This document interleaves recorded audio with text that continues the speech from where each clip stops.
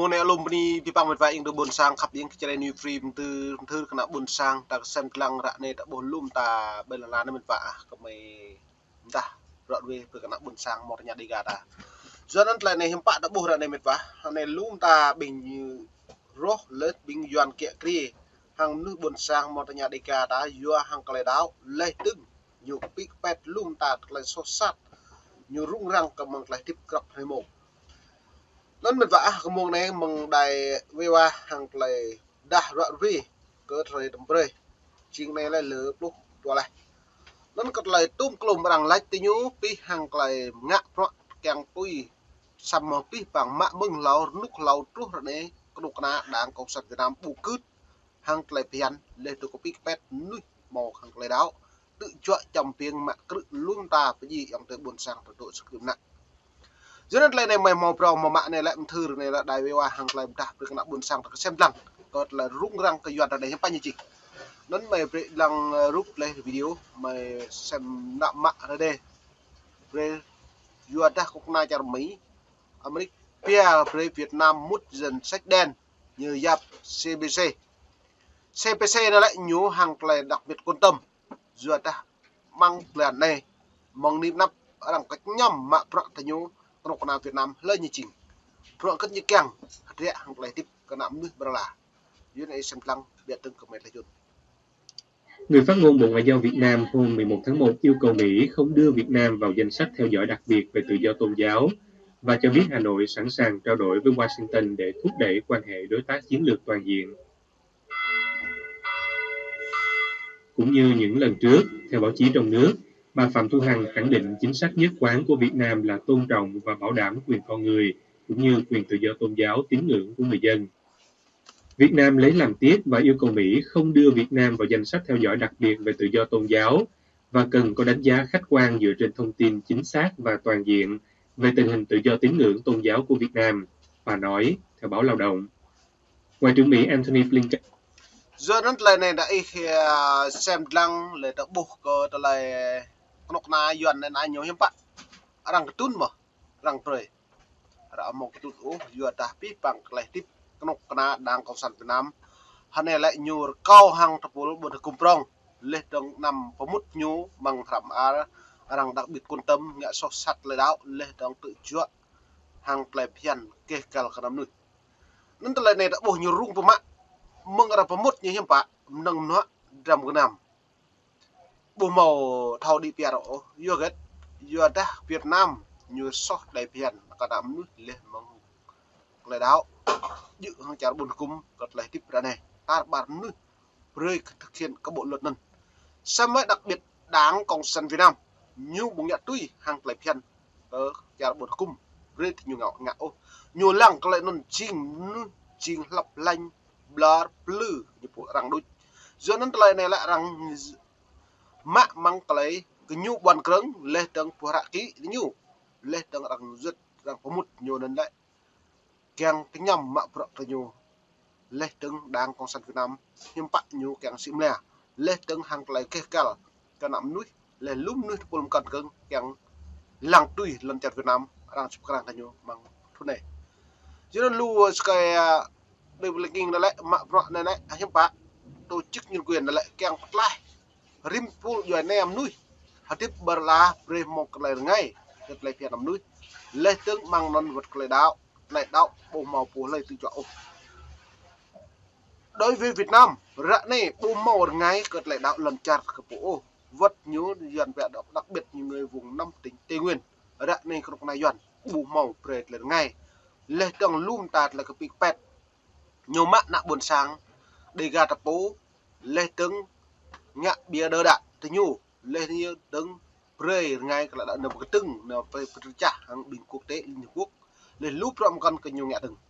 do cất lại đòn nhiều mạ đạn này là nhầm kít cái đạo buồn sang nhiều pre chơi tapo ngạ tapo mà ta đang lệ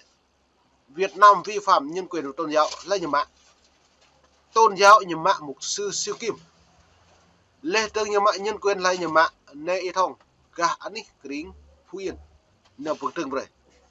nó nên bình luận nhớ nhưng mà đa mục sư đa mạ bằng trung ương lệ tương như lệ bình này á nửa bậc tương prey bình non lệ nhâm bạ mười tiếp hàng yuan tôi này thong này như lệ nhâm bạ mười tiếp hàng yuan bom màu phân biệt trung tộc chia để đoàn kết ô như lệ mười tiếp mạc mai lại đi piar là phi bằng lệ là học ác đi piar mai lần cha đất đá Việt Nam lần này tua tiếp hàng mong nhà đi gà bứt lại nhầm mạng khát lại đào lại nhầm mạng mục sư siêu kim cả gia lai đắc lắc ấy chứ đắc nhưng mà pia đập đi nhầm bạ tôn giáo màu lại ngay bu máu bị pẹt ố hắn này sang chunum bạ ní lần cha tập ngữ màu lúa ní sang chunum con độc na quan tâm vào mạng nó như vậy xăm thực tế mà nó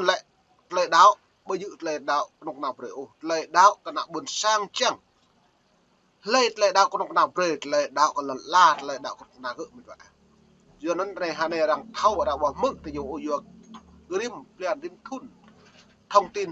hàng ngày cập nhật lên tới đảng về thông tin báo chí trong nước ngoài nước lên tới người dân bản địa tại chỗ nắm chắc tình hình Đảng Cộng sản Việt Nam đối xử người dân như thế nào. UN is xem lăng lịch lịch kinh lệ đã vi bằng phận nhiều đoạn về cỡ trở lại tiếp phù đô lên trong tình bày bày bảo an liên quốc lên mạng phận còn nặng buồn sang lấy đáo lên trong hàng lấy kê cả lấy phiền ở xem lăng lấy dịch lên này. Ngày hôm 4 tháng 1, loan báo tiếp tục đưa Việt Nam vào danh sách theo dõi đặc biệt do các vi phạm bị coi là nghiêm trọng về tự do tôn giáo. Trong cuộc họp báo được báo chí Việt Nam ghi nhận, bà Hằng nói Việt Nam sẵn sàng trao đổi với phía Mỹ về các vấn đề mà hai bên cùng quan tâm, trên tinh thần thẳng thắn, cởi mở và tôn trọng lẫn nhau, đóng góp vào việc thúc đẩy cho quan hệ đối tác chiến lược toàn diện vì hòa bình, hợp tác và phát triển bền vững giữa Việt Nam và Mỹ. Theo đạo luật tự do tôn giáo quốc tế Framework được Quốc hội Mỹ thông qua và Tổng thống ký ban hành vào năm 2016, danh sách theo dõi đặc biệt bao gồm các nước tham gia hoặc dung túng cho các hành vi vi phạm tự do tôn giáo nghiêm trọng, nhưng chưa đến ngưỡng bị liệt vào danh sách các quốc gia quan tâm đặc biệt. Bây giờ nó là mịch mạch cái là Đảng Cộng sản Việt Nam rằng bây giờ pro này mà mong 2016 đến lấy summer lúc nó lại rằng cả một mút cái nhô vào danh sách đen rằng cái lắc cái lệ pommer đôi summer này em bạn rằng pommer nhầm sẽ nó đúng mà một dạ đây là Cộng sản Việt Nam chính thức đi vào danh sách đen CPC cỡ tới lấy mở ra một danh sách đen em bạn bằng nền vật nâng nọ trường làm nhà hàng hóa xuất khẩu nước ngoài đặc biệt Liên Quốc cỡ tới lấy hàng hóa châu Âu trong cái nằm của nhiều bút mút bằng lấy quy bằng rằng lê trong vật công ngắn vật tiền tệ cái nhú nhú màu cật lấy lê mạ công chức nhà nước lê trong màu rằng nhà băng rằng chứ xét chặt cỡ tới lấy công ngắn lê trong công ty chặt này công ty chặt đi rằng có thể rằng bù keng lấy mút ma hàng Đảng Cộng sản Việt Nam lấy quy bằng đâu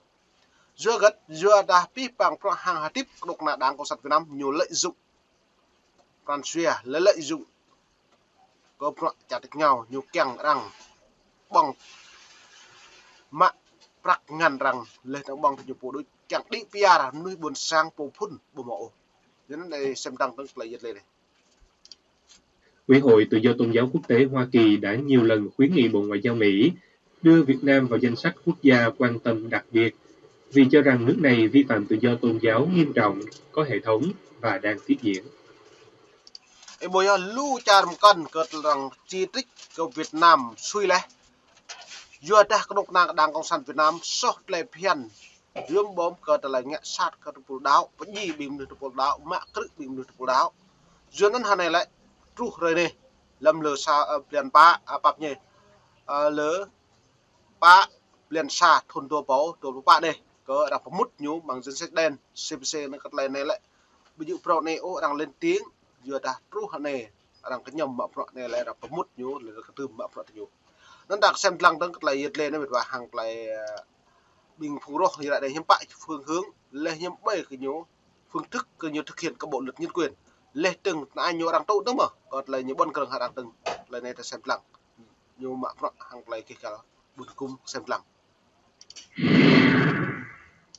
Theo thông báo từ Tòa án Thành phố Hồ Chí Minh được báo chí trong